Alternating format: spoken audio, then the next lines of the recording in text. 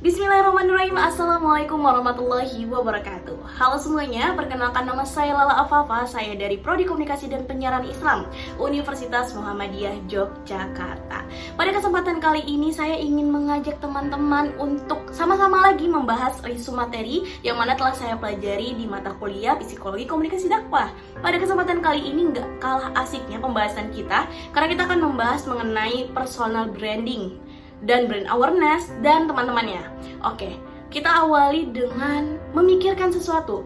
Ketika kita dewasa ini atau ketika kita kecil, pasti kita memiliki seseorang yang selalu kita damba-dambakan atau yang kita idam-idamkan. Nah, kalau mungkin masa kecil tuh kita selalu nonton idola cilik, yang mana kita memiliki seseorang yang kayak kita fanskan dan menjadikan dia adalah role model kita, dan kita mengikuti gayanya dan segala macam. Jadi role model itu dapat mempengaruhi diri kita dalam bertindak, dalam berpakaian, atau dalam berbicara. Terus juga tidak bisa dinafikan lagi, dewasa ini tuh benar-benar menuntut kita untuk memiliki role model, terutama dalam bidang dakwah. Karena seseorang itu berbeda-beda dalam menentukan pilihan siapa yang bakal dijadikannya sebagai contoh, terutama dalam bidang dakwah. Nah, oke teman-teman, pada saat ini termasuk saya sendiri, saya memiliki role model atau seseorang yang saya benar-benar saya jadikan patokan saya dalam berdakwah.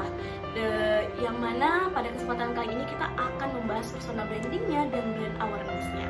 Tanpa berlama-lama lagi, mari kita saksikan bersama-sama penjelasan mengenai personal branding dari seseorang yang saya kagumi dalam bidang dakwah. Check it out! Oke, marilah kita bahas bersama-sama mengenai Dena Haura.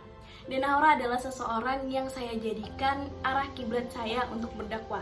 Bukan berarti saya mengarahkan semuanya, tidak seperti itu ya teman-teman. Tapi ini adalah seseorang yang dapat memotivasi saya selain dari hal-hal penting yang memotivasi saya dalam berdakwah.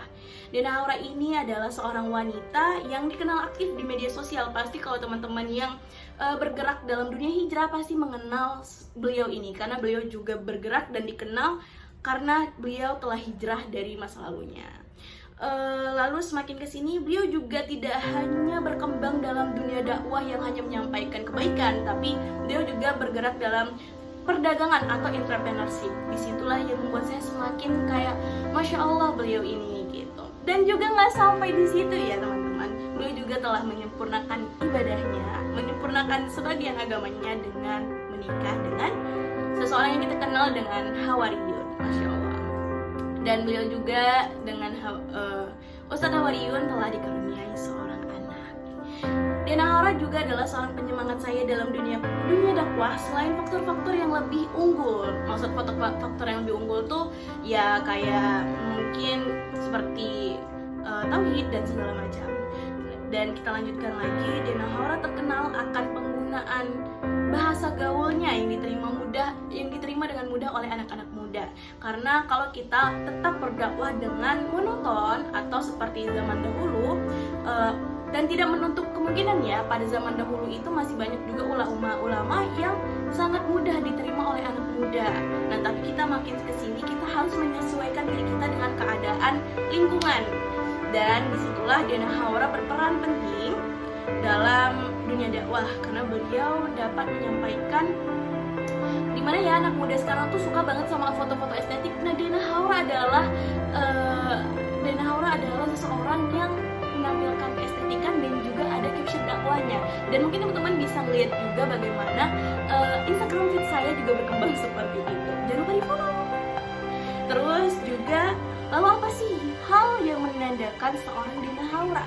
Nah, mungkin yang udah lama kenal sama beliau pasti udah tahu apa yang paling identik dengan beliau. Yang pertama, menggunakan pakaian yang gelap.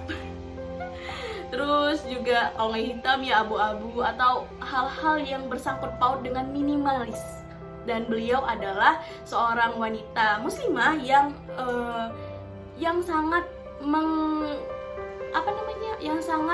mengemburkan tentang minimalis, tentang kita itu memakai apa yang kita butuhkan, bukan apa yang kita inginkan. Karena kalau kita inginkan, hawa nafsu kita itu tidak ada batasnya. Bener nggak?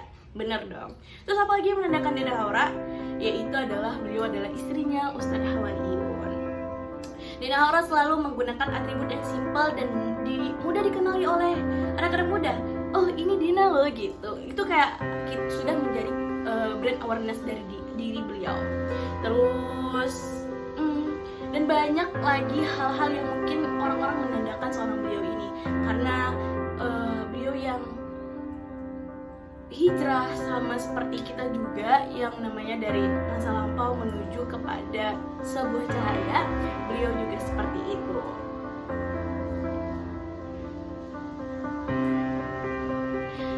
Mungkin itu aja pembahasan mengenai personal branding dan brand awareness dari seorang Dina Haura, yang beliau adalah seseorang yang selalu motivasi saya dalam dunia dakwah. Semoga ini dapat saya terus kembangkan dan semoga kita istiqomah dalam jalannya Allah. Satu lagi yang closing statement dari saya, jadikan seseorang yang kita kagumi itu adalah seseorang yang baik untuk dunia dan akhirat kita. Kita harus dapat mencari seseorang yang benar-benar kita kagumi beliau tuh karena dunianya dan juga karena akhiratnya. Jangan dunianya semua, akhiratnya juga jangan semua gitu, karena kita butuh juga dunia untuk dapat hidup, dapat mensyukuri nikmatnya Allah.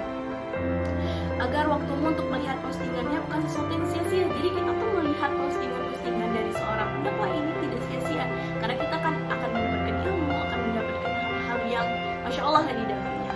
Semoga juga Allah mengumpulkan kita di surganya nanti bersama-sama orang yang kita cintai, karena Allah sendiri pernah dalam sebuah hadis aku pernah dengar bahwa kita akan dikumpulkan dengan orang-orang yang kita cintai. Maka hati-hatilah dalam mencintai seseorang. Jikalau kita mencintai seseorang yang tidak ada manfaatnya untuk kita di akhirat, ya say goodbye, kita tidak akan bertemu di akhirat nanti. Jikalau seseorang yang kita cintai adalah orang yang menyekutukan Allah, bagaimana cita-cita itu akan tercapai? Bagaimana cita-cita kita dalam berkumpul di surga itu akan tercapai gitu. Jadi penutup pembicaraan kita pada hari ini mengenai personal branding semoga bermanfaat. Terima kasih dan sampai jumpa. Wassalamualaikum warahmatullahi wabarakatuh.